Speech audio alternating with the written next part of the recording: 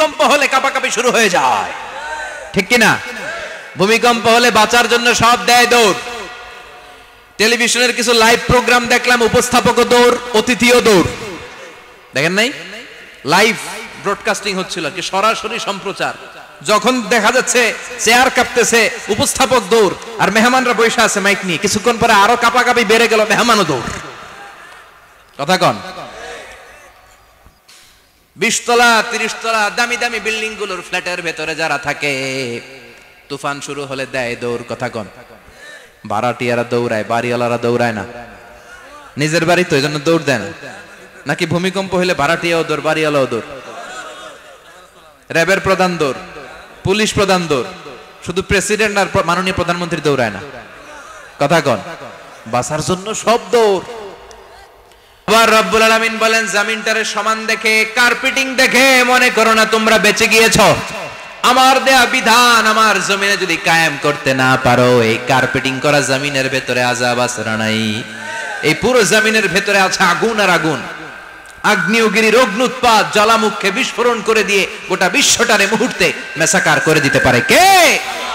এজন্য আল্লাহ ডেকে বললেন, গোলাম আমিনতুম মান ফিস সামাই আন ইয়াখসিফা বিকুমুল আরদা ফাইযা হিয়া তামুর। তোমরা কি ভেবেছো নাকি বেঁচে যাবা? আমি চাইলেই পুরো জমিনটারে কাঁপিয়ে দিতে পারি। আইয়াখসিফা বিকুমুল আরদ, খাসাফ মানে ল্যান্ডস্লাইড। খাসাফ মানে কি? ল্যান্ডস্লাইড, ভূমিধস, ভূকম্পন, আর্থকোয়েক আছে না নাই? বাংলাদেশে তো ভূমিকম্প হয় না, না? টের পাইছেন? মাঝে মাঝে মাঝরাতে হয় না? 3টার দিকে নিজেই দৌড় দিব না বাচ্চারা লইয়া দৌড় দিব, লুঙ্গি পইরা দৌড় দিব না লুঙ্গি ছাড়া দৌড়াম? কথা কম। এই ভূমিকম্প আছে না নাই?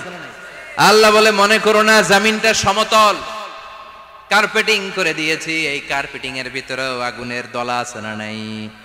আবার আল্লাহ বললেন, আমিনতুম মান ফিস সামাই আন ইউরসিলা আলাইকুম হাসিবা। নিচে যেমনি কার্পেটিং করা জমিনের ভেতরে অগ্নুৎপাত রেখে দিয়েছি, মাথার উপর থেকে আযাব দেওয়ার সুযোগ আছে না নাই? চাইলে আল্লাহ অগ্নি বৃষ্টি দিতে পারে, আগুন বৃষ্টি দিতে পারে, থান্ডার বজ্রপাত দিতে পারে। জন্য নিজ দিয়ে তিনি যেমনি আযাব দিতে পারেন, ভূমিকম্প দিতে পারেন, জলোচ্ছ্বাস দিতে পারেন, উপর থেকে তিনি শিলাবৃষ্টি দিতে পারেন কি পারেন না? মাইথের দিয়ে কখনো শিলাবৃষ্টি হয়েছিল? হ্যাঁ, ফসল ক্ষেত শেষ করে দেয় না? ছাগল টাগলও মরে যায়। ছাগল যদি ইয়েতে থাকে ক্ষেতের মধ্যে, বড় শিলা মাথায় পড়লে শেষ, মানুষও শেষ, টিনের চালও শেষ। কথা কন? এরপরে আল্লাহ যদি উল্কা বৃষ্টি পাঠায়, উল্কা যদি পড়ে, কই যাবেন? কোথায় যাবেন আপনি? উল্কা চিনেন? মহাশূন্যে বিশাল পাথরের খণ্ড ঘর্ষণ খেয়ে পৃথিবীর ভেতরে ঢুকে যায়। এই পৃথিবীতে সবচেয়ে বড় উল্কাপিণ্ড পড়েছে সাউথ আফ্রিকাতে। সাউথ আফ্রিকার একটা সিটি আছে, হোবা সিটি। এই হোবা শহরে 60 মেট্রিক টন ওজনের একটা উল্কা পড়েছিল, যেখানে পড়েছে পুরো জায়গাটা বিশাল খাদ হয়ে গিয়েছে। এরকম একটা উল্কা যদি এখানে পড়ে আজকে, বাঁচার উপায় আছে? যে বিল্ডিং এ আমরা থাকি, রাত্রে বেলায় ঘুমাই আর ধুম্মা চলে ধুম দেখি রাতে, ওই বিল্ডিং এ যদি একটা পড়ে, কথা কন? ডান্স ক্লাব গুলার উপর যদি পড়ে, পতিতালয় যেগুলা আছে ওগুলা যদি পড়ে, যেই হোটেল গুলার মধ্যে আকাম কুকাম হয় ওইটার উপর যদি পড়ে, নাকি আল্লাহর এখন দেয়ার ক্ষমতা নাই? কথা কন? তার মানে বেঁচে গেছো, পার পেয়ে গেছো মনে করো না, নিজ দিয়েও আযাব আছে, উপর দিয়েও আযাব আছে। চিল্লায় বলেন ঠিক কিনা? এজন্য ভয় পেতে হবে একজন সত্তাকে, তিনি কে? সব ক্ষমতার মালিক কে? এজন্য তুফান যখন শুরু হয়, জলোচ্ছ্বাস যখন শুরু হয়, ঘূর্ণিঝড় যখন শুরু হয়, সিডর যখন শুরু হয়, বন্যা যখন শুরু হয়, তখন বোঝা যায় আল্লাহ কারে কয়। কক্সবাজারে যখন জলোচ্ছ্বাস হয়, মহেশখালী দ্বীপে যখন তুফান হয়, টর্নেডো হয়, জলোচ্ছ্বাস হয়, গৌতম বুদ্ধের অনুসারী যেই বুদ্ধ ধর্মের লোকেরা আছে, বুদ্ধ পাদ্রীরাও নেমে নেমে জিকির করা শুরু করে দেয় কার? সবাই তখন পড়ে লা ইলাহা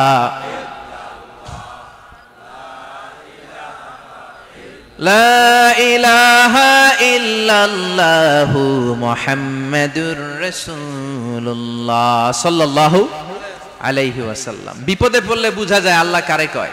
আমি একবার বিপদে পড়ছি, বরিশাল গিয়েছিলাম, বাসে ফিরে আসতেছি লঞ্চে, ওই লঞ্চে তুফান হয়েছিল। তখন বুঝলাম যে কি ভয়ঙ্কর অবস্থা। ওই লঞ্চের সবাই আস্তিক নাস্তিক, মুসলমান হিন্দু সবাই জিকির করা শুরু করে দিয়েছে আল্লাহর। সুবহানাল্লাহ কইবেন না? লঞ্চ যখন কেঁপে ওঠে, সবাই বলে বাঁচাও। আমি কইলাম কে বাঁচাইবে ওকে? হুজুর আপনি বাঁচান।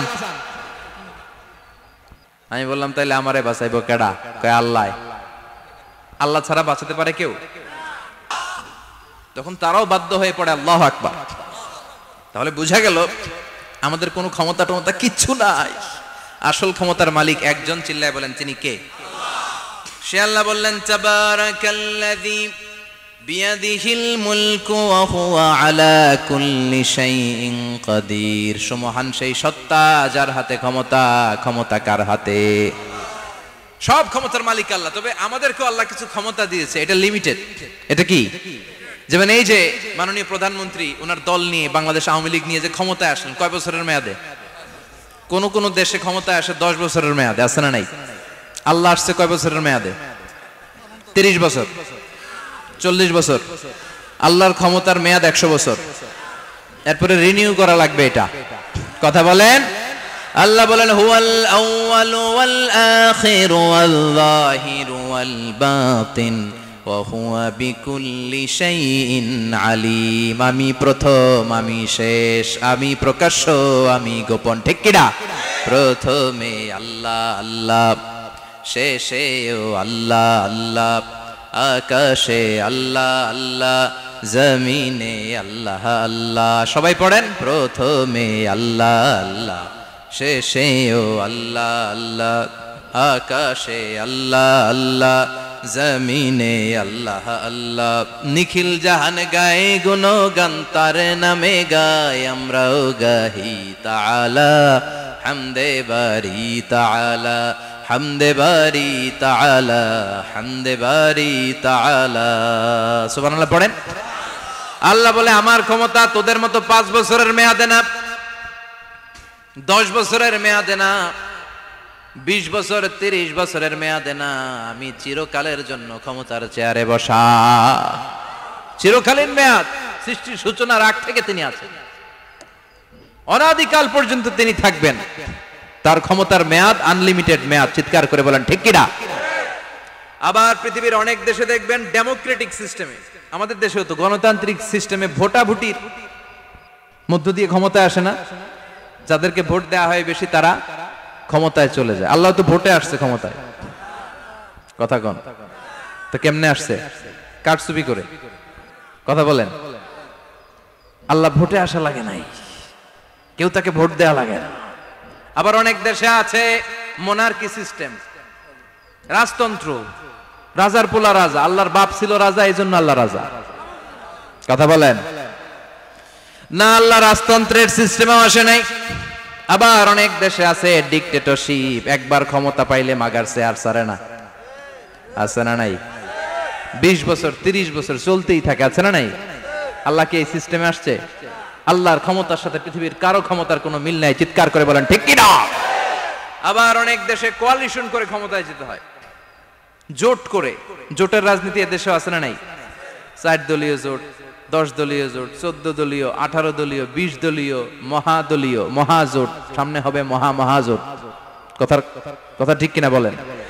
তো আল্লাহ কিরকম জোট করে আসা লাগছে? কথা বলেন। তার মানে আল্লাহর ক্ষমতা আমাদের ক্ষমতা এক নয়। আবার পৃথিবীর অনেক দেশে গণ অভ্যুত্থানের মাধ্যমে অনেককে ক্ষমতা থেকে নামানো হয়, ঠিক কিনা? গণ অভ্যুত্থান হয় না, সেনাবাহিনীরা কু করে না, মিলিটারি কু করে ক্ষমতা থেকে নামায়। তো আমরাও যদি আল্লাহর বিরুদ্ধে একটা আন্দোলন করি, আল্লাহ তো নেমে যাবে, নামানো যাবে না? আচ্ছা, আমরা পারলাম না, জিনেরা যদি আমাদের সাথে যোগ দেয়, মানুষ জিন ভাই ভাই, আল্লাহর রক্ষা নাই। কথা বলেন, তাও পারা যাবে না। ফেরেশতারাও যদি কয় আমরাও মানি না, তাইলে তো শেষ আল্লাহর গদি। আল্লাহ বলে গোটা বিশ্বের সবাই মিলে যদি আমার বিরুদ্ধে আন্দোলনে নেমে যাস, আমার ক্ষমতার বিরুদ্ধে যদি মিছিল দেয়া শুরু করে দিস, আমার ক্ষমতার 1 ইঞ্চিও কমাতে পারবি না। সুবহানাল্লাহ পড়েন। এজন্য আল্লাহ বললেন তাবারাকাল্লাযী বিয়াদিহিল মুলকু ওয়া হুয়া আলা কুল্লি শাইইন কাদির। সুমহান সেই সত্তা যার হাতে ক্ষমতা, ক্ষমতা কার হাতে? আবার দেখবেন পৃথিবীর অনেক দেশের রাজা সিস্টেম, যেখানে বয়সের ভাড়া যখন নুজ্জ হয়ে যায়, 80-90 বছর বয়স হয়ে যায়, স্বেচ্ছায় ক্ষমতা ছেড়ে দেয়, ছেড়ে দিয়ে রিটায়ারমেন্টে যায়। কথা কন, শোনেন নাই মনে হয়? আছে না নাই? অনেক রাজা স্বেচ্ছায় ক্ষমতা ছেড়ে দিয়ে রিটায়ারমেন্টে যায়, বয়সের ভারে নুজ্জ। তা আল্লাহ তো ওই কবে থেকে ক্ষমতায়, বুড়ো হয়ে গেছে না? কথা কন। এখন আল্লাহর চলতে লাঠি লাগে, আগের মতো ক্ষমতা নাই, চোখে সানগ্লাস লাগে, পাওয়ারওয়ালা গ্লাস ছাড়া আল্লাহ মনে হয় দেখে টেকে না। কথা কন। যেই ফেরাউনকে আল্লাহ সাগরের জলে ডুবিয়ে মারলো, যেই নমরুদকে আল্লাহ শেষ করে দিল, যেই কারণকে আল্লাহ শেষ করে দিল, সে আল্লাহ আজও আগের ক্ষমতা নিয়ে ছেড়ে নাই। এজন্য বিয়াদিহিল মুলক, তার হাতে ক্ষমতা। ওহু আলা কুল্লি শাইইন কাদির, তিনি চাইলে সব করতে পারেন। তিনি রাজারে প্রজা বানাতে পারেন, প্রজারে রাজা বানাতে পারেন, ধনীরে গরিব বানাতে পারেন, গরিবরে ধনী বানাতে পারেন। তিনি সাগরকে মরুভূমি করতে পারেন, মরুভূমিকে দরিয়া করে দিতে পারেন। তিনি কে?